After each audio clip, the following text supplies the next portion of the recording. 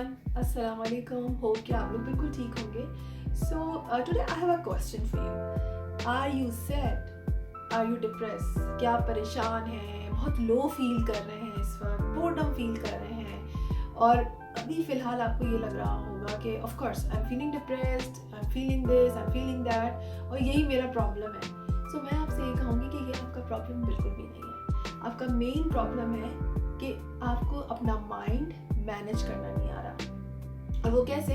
एक एग्जांपल लेते हैं कि अगर आप सिनेमा में कोई मूवी देखने जाते हैं तो अगर आपको मूवी पसंद नहीं आती है तो क्या आप सिनेमा चेंज कर देते हैं या जो प्रोजेक्टर है उसको चेंज कर देते हैं, स्क्रीन चेंज कर देते हैं, स्टाफ चेंज कर देते हैं? ऐसा तो कुछ नहीं है। You just go for another movie, you just change the movie, right?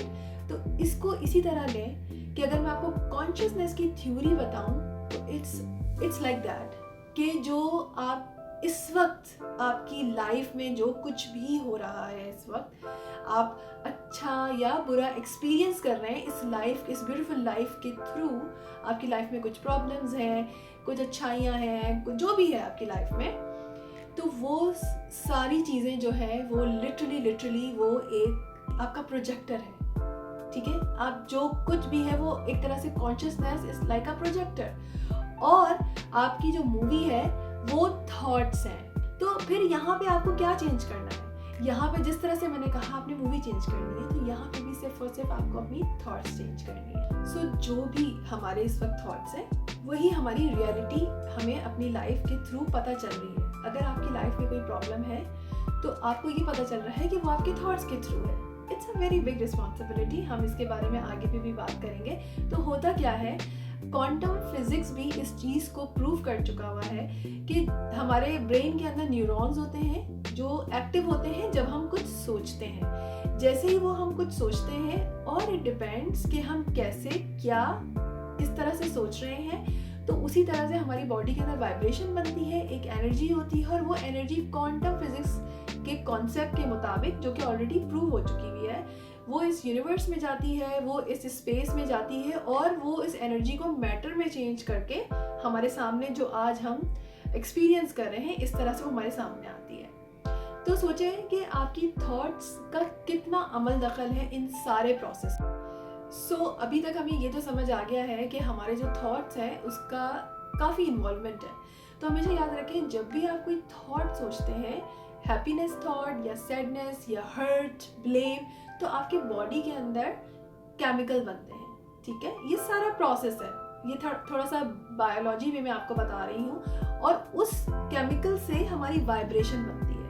तो आपने बहुत दफ़ा सुना होगा कि रेज योर वाइब्रेशन। तो that's how you can raise your vibration. जब तक आपको ये पता ही नहीं होगा कि आप अनकॉन्शियसली क्या अपने अंदर क्रिएट कर रहे हैं, अपनी thoughts and then chemical process, जो कि एक नेचुरल प्रोसेस है इस बॉडी का, आपकी थॉट के हिसाब से, और उसके बाद आपकी वाइब्रेशन बन गई। अब आपकी वाइब्रेशन अच्छी है, बुरी है, वो तो चली गई, ठीक है, और उसके बाद आपको रिजल्ट मिल रहा है। बहुत दफ़ा ऐसा नहीं होता है कि आप कहते हैं कि यार मेरी लाइफ में कोई चेंज ही नहीं आ रहा है and I am trying harder, लेकिन आप जो चीज़ नहीं कर पा रहे, जो आपको अवेयरनेस ही नहीं है कि आप तो कंटिन्यूसली जो ना एक साइकिल पे चल रहे हैं। आप सोच तो रहे हैं, आपकी एक वो तो है कि मैं आगे बढ़ना चाहती हूँ, मैं आगे बढ़ना चाहता हूँ, ऐसा चेंज हो जाए, यूँ हो जाए, I want this, I want, लेकिन अनकॉन्शियसली ऑटोमेटिकली आप कुछ और सोच रहे हैं। तो अब there is a problem, you know, कि वो कैसा प्रॉब्लम है कि एक बट आता है बड़ा सा,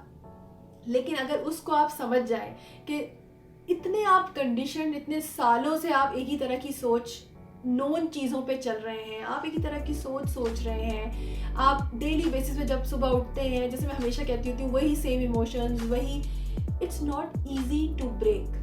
देखिए, न्यूरॉन्स जो है ना, वो एक समझ लें नेटवर्क है। जैसे हम लोग कहते हैं ना कि कम्युनिटी है, हम इंसानों में भी एक नेटवर्क होता है, हम बड़े डिफरेंट हमारे नेटवर्क्स बने होते हैं, बड़े लोग, बहुत सारे लोग एक चीज़ के लिए काम कर रहे होते हैं, वो जुड़ जाते हैं एक मकसद के लिए। इसी तरह से हमारे न्यूरॉन्स, इट्स लाइक दैट।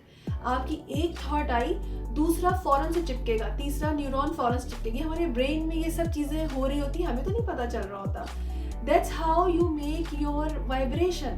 और वो थॉट, जैसे आपने एक थॉट सोचा, आपने देखा होगा बहुत दफ़ा कि आप सुबह, आपका एक दिन ख़राब होता है, आप कहते हो कि यार आज का दिन ही ख़राब है, सुबह से ये हो रहा है, क्योंकि continuously you are not changing, unconsciously आप बस एक थॉट पे है, आपकी वाइब्रेशन बन गई है और आप उसी को सोचे जा रहे हैं, आप you are not even watching.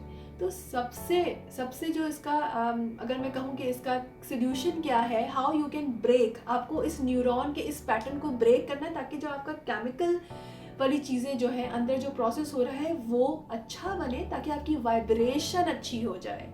ठीक है, तो सबसे पहले आपको करना है meditation. It's like you have to.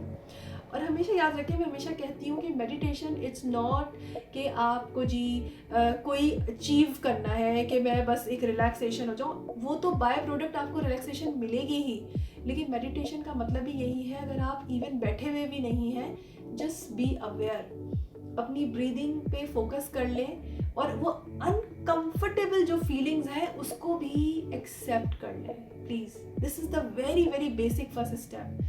अभी आपकी लाइफ में जो भी है उसको एक्सेप्ट कर लें विदाउट एनी रेजिस्टेंस। ठीक है, मेडिटेशन करनी है आपको। और number 2 is be a witness. समझ लें, अभी अगर मैं अनकंफर्टेबल इमोशन फील कर रही हूँ या किसी ने मुझे कुछ बोला है और I am not feeling good, किसी ने मेरे साथ बदतमीजी की, कभी कभी ऐसा होता है ना, कोलीग्स के साथ, रिलेशनशिप में, घर वालों के साथ, फ्रेंड्स के साथ, या कोई अनकंफर्टेबल सिचुएशन आई, मतलब आप ये एक्सपेक्ट नहीं कर रहे थे और वो सिचुएशन आ गई, तो ये तो हो ही नहीं सकता कि आप बुरा फील ना करें ऑटोमेटिकली, क्योंकि अगर हम बहुत ज़्यादा अनकॉन्शियस हैं तो हम तो ऑटोमेटिक पे चल रहे होते हैं।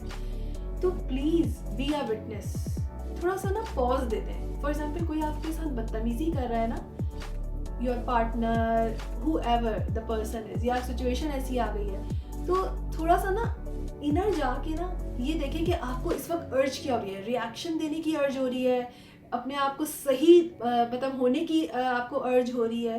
ज़रा अपने रिएक्शंस तो चेक करें, अंदर जाके ज़रा अपने आप को नोटिस करना शुरू करें। अभी तक तो हम बहुत दूसरों को ब्लेम, नोटिस, दूसरों को बहुत कर रहे होते हैं। And number 3 is that you have to take responsibility. तो रिस्पॉन्सिबिलिटी का मतलब ये है कि शायद आपको मेरी ये बात इतनी पसंद ना आए, बिकॉज हम बहुत यूज्ड टू हैं लोगों को और अपनी सिचुएशंस को ब्लेम करने के लिए। हमें हमेशा ये लगता है कि वेदर की वजह से ये हो गया, आज उस इंसान की वजह से ये हो गया, या उस सिचुएशन की वजह से ऐसा हो गया। लेकिन believe me, it's hard to swallow, hard to digest. Whatever is happening in your life, it's yours. ये आपको रिस्पॉन्सिबिलिटी लेनी पड़ेगी। अब आपकी अगर लाइफ में कुछ बुरा हो रहा है तो ये भी बड़ा आसान होता है कहना कि जो हो रहा है भाई देखें ये ऊपर वाले की ही थी, और डेफिनेटली जो कुछ होता है उसमें ऊपर वाले की ही जो है रज़ा होती है और उसके बगैर कुछ नहीं हो सकता। लेकिन हमेशा एक बात ज़रूर याद रखिएगा कि हम अशरफुल मखलूक़ात हैं और हमें दी गई है फ्री विल। हमें तो पता ही नहीं ना कि फ्री विल का मतलब क्या है। हमें जब हम नाकामयाब होते हैं तो हम क्योंकि हमें आदत है हम ऊपर वाले को भी ब्लेम करते हैं कि उसकी वजह से हो रहा है, मैं क्या करूँ। हम रिस्पॉन्सिबिलिटी लेना ही नहीं चाहते कि मेरी वजह से भी कुछ हो रहा है किसी भी चीज़ में। So you have to take responsibility. 20% maybe it's not in your hand, but 80% it's always in your hand. How you are making your life. ठीक है, तो आपने इन सारी चीज़ों को फॉलो करना है।